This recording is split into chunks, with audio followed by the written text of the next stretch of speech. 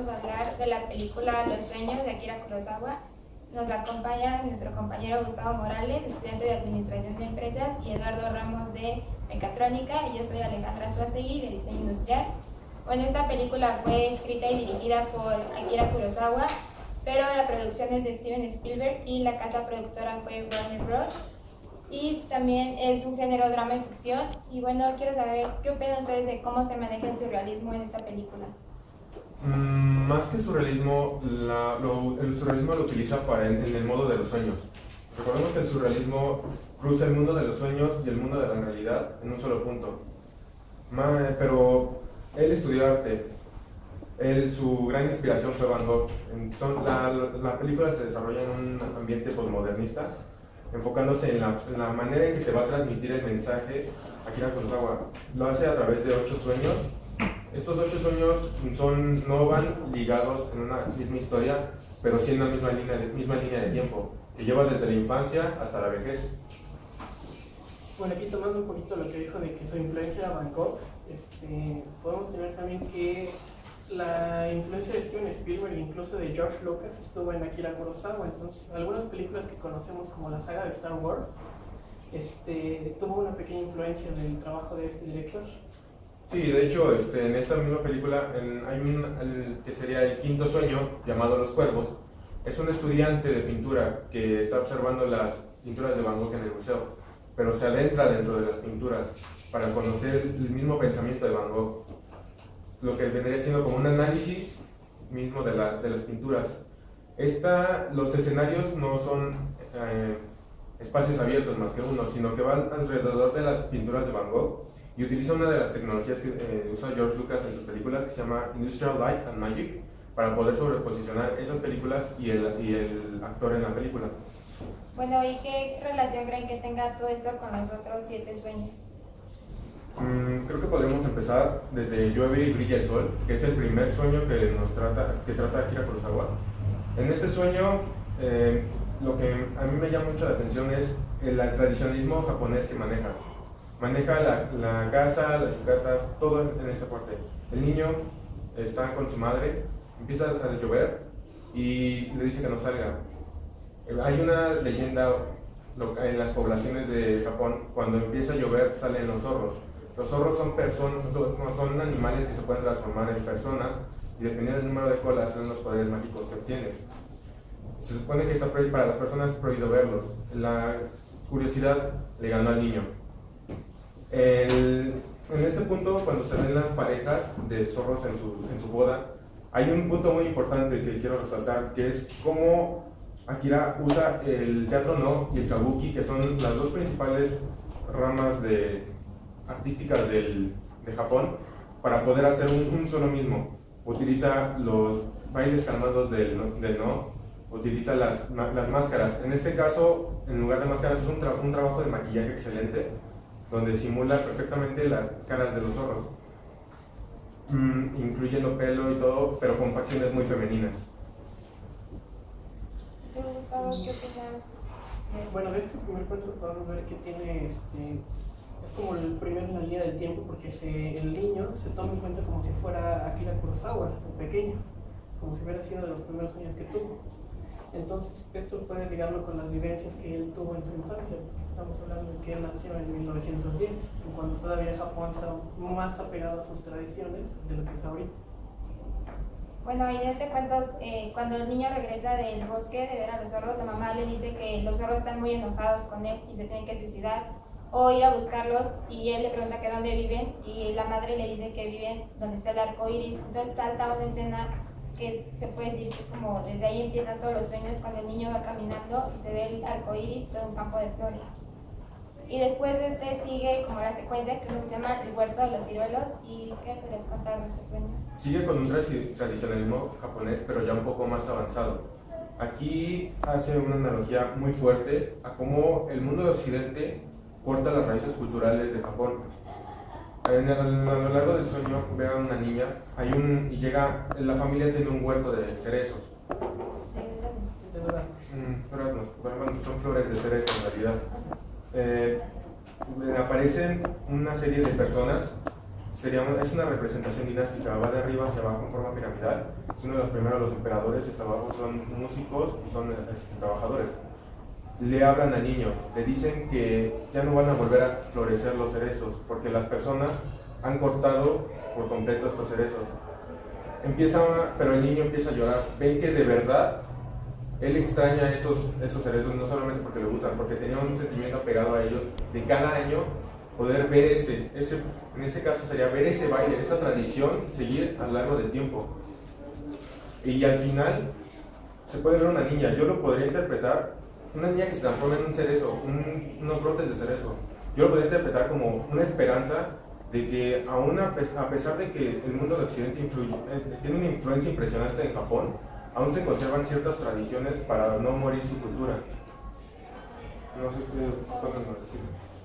Bueno, lo que decías, entonces, nosotros ahí podemos ver que al final, cuando la niña se convierte en ese cerezo, podemos ver que lo que más bien le hicieron estos personajes a la niña fue como una crítica y darles a entender que pueden todavía cambiarlo y que no todo está perdido. Bueno, y en este sueño también podemos ver más de la cultura japonesa, porque nos muestra la tradición que se hace de la fiesta de las muñecas, que se hace al principio cuando están floreciendo los árboles, y también decir que la representación del teatro es como que las muñecas cobran vida. Y a continuación de este sueño sigue la tormenta de nieve. Bueno, este es un poquito difícil de analizar porque casi no se ve. Son 5, si no me equivoco, son 5 personas que están escalando un monte, pero es una ventisca impresionante. Empiezan a morir, solamente queda uno y aparece una especie de espíritu que baja de la luna.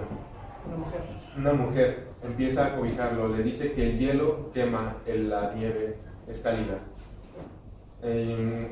Una representación es un transcurso de la vida, desde cómo es la vida tan dura contigo y finalmente la muerte es algo que ya es tu lecho de paz. La mujer empieza a cubrirlo con sus propios velos, pero ya que está como en un punto crítico, la tormenta recia porque estaba en calma y vuelven a despertar. Más adelante se encuentra el campamento que ellos buscaban para el refugio. En ese caso yo lo vi como una manera de que ya que mueres pasas a otra vida y llegas a un mundo mejor. Bueno, ahí tomamos este personaje como una guía, ¿no? que bajó precisamente a ayudarlos. Y bueno, también sería bueno mencionar que en este sueño, a comparación de los otros, cambió la composición de colores, no sé si ustedes lo notaron. En lugar de ser ya muy colorido y con mucho contraste, cambió a ser muy opaco, con solamente un color. Entonces esto lo podemos tomar como que digo que nada más son sueños, que también tuvo algunas pesadillas. Sí, bueno, este sueño es más como trata sobre el destino y la muerte, y también se utilizaron muchos tonos fríos a comparación de los otros sueños. Y el que le sigue es el túnel. ¿Y qué piensas del sueño? Es un sueño muy crudo, a mi forma de ver. Se podría decir un general, un soldado de alto rango, se encuentra ante un túnel oscuro. De ahí sale un perro, él empieza a ladrar.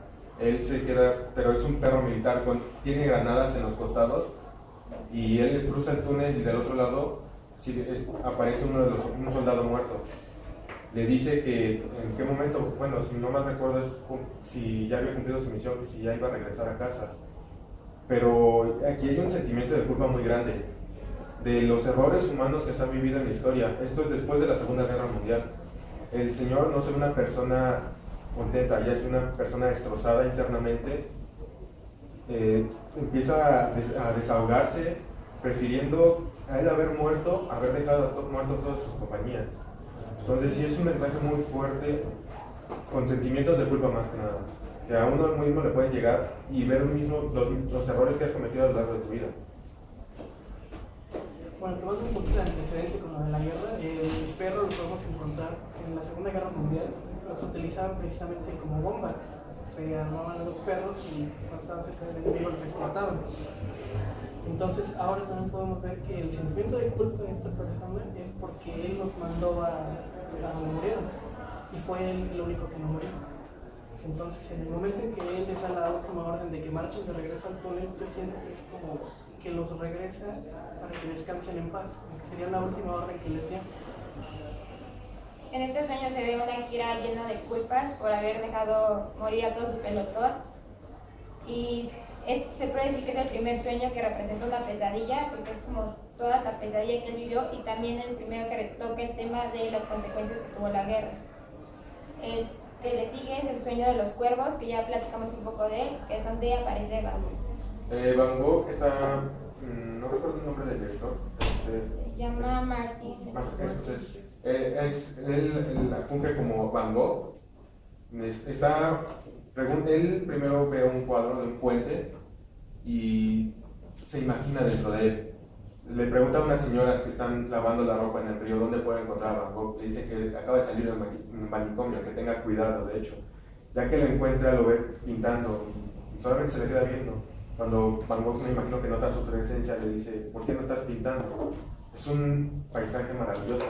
O sea, no, cualquier paisaje es maravilloso si tú te detienes a verlo. Creo que aquí Akira es muy autobiográfico.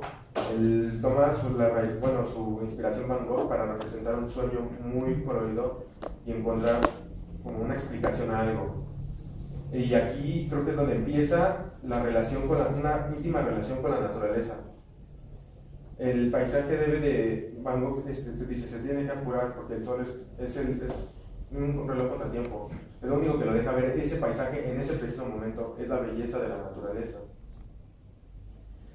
De esa manera que tiene él de proyectarse dentro del cuadro, porque eso fue lo que hizo, haciendo una poquito de alusión hacia el surrealismo, que es más bien combinar lo visual con los sentimientos.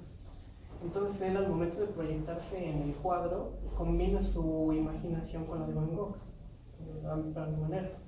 Entonces, en el momento en el que él lo encuentra pintando, que fue justo después de haberse cortado la oreja, que tenía su venda, él lo que hace es tomar a su ídolo y se ve que al momento de que Van Gogh se sigue, él lo único que hace es seguirlo. Entonces ahí podemos tomar la alusión de que él siempre fue su guía y va a ir detrás de él por sus pasos. Sí, también podemos ver que a partir de ese momento empieza a irse por las pinturas, pero ya no la pintura la representan como un lugar físico, sino ya es las pinturas como tal de Van Gogh. Los colores que maneja el actor van cambiando conforme a las pinturas que va pasando. Sí, bueno, en esta película se desarrolla principalmente en el cuadro de Van Gogh, Campos de trigo con cuervos, y pasa de ese al de Noche estrellada y se ven como las pinceladas, las cargas de óleo, y también se puede ver que crea como cierta controversia por lo de la oreja, porque Van Gogh le dice que se la cortó ya que estaba pintando un autorretrato y no le gustó y se la cortó. Y también está la otra parte de que fue para pagarle a una prostituta, entonces como crea ese mito más o menos. Y también se puede decir que fue una gran influencia para Akira Van Gogh y por eso lo metió como entre sus grandes fans de la pintura. Después de este sueño nos sigue el Monte Fuji en rojo, que es igual otro de la pesadilla. Y bueno, ¿qué opinas de este sueño? Una pesadilla importante porque habla sobre las catástrofes nucleares.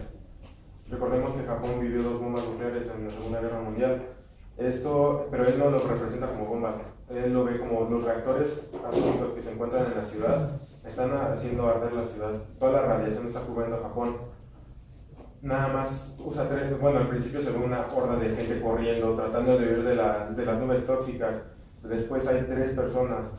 Aquí hay como otro momento de reflexión interno, pero también muy marcado de Kurosawa de lo que se vivió en la guerra en Japón. Uno de los sobrevivientes, de los pocos que no se han suicidado antes de morir por la radiación, dice que hay culpables, que nosotros mismos hemos hecho las armas para poder lograr nuestra propia destrucción. Aquí vendría lo de hombre lobo de hombre.